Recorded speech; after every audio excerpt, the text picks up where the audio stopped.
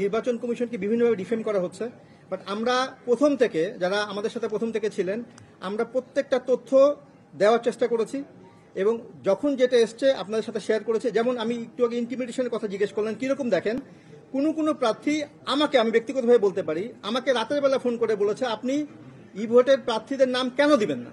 But আপনারাও জানেন যে আপনি এটা একটা সিক্রেট, আমাদের সেই পবিত্র দায়িত্ব যে আপনি রিকোয়েস্ট করেছেন আপনার আইডেন্টিটিটাকে রাখা, বাট আমাদেরকে ইন্টিমিডেট করা হয়েছে, আমাদের রিটার্নিং অফিসারকে ফোন করা হচ্ছে, বারবার বলা হচ্ছে যে আপনি আমাদের লিস্টটা দেন কারা কারা ভোট দিচ্ছে, আপনি আমাদের এই তথ্য দেন। বাট আমাদের তো যেটা আমাদের নিজেদের একটা কন্ডাক্ট আছে, আমরা প্রত্যেকেই স্বচ্ছতার স্বার্থে যতটুকু তথ্য দেওয়া দরকার প্রার্থীদেরকে দিয়েছি এবং প্রত্যেকটা প্রার্থী আজকে যে প্রার্থী অভিযোগ করেছে উনি সবচেয়ে বেশি অ্যাক্সেস ছিল আমাদের কাছে।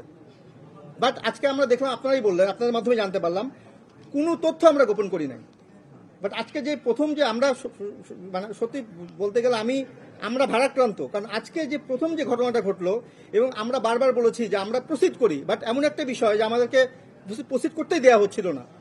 হ্যাঁ, তো যাই হোক, আমরা কারো বিরুদ্ধে কোনো অভিযোগ নাই, আমরা সর্বোচ্চ চেষ্টা করেছি একটা, হ্যাঁ আমাদের, এবং আমরা কোনো প্রেশার ফিল করি নাই। আমরা আমাদের দিক থেকে বলতে পারি স্বচ্ছ একটা নির্বাচন আমরা উপহার দেওয়ার চেষ্টা করেছি, এটুকু আমাদের দিক থেকে বলার।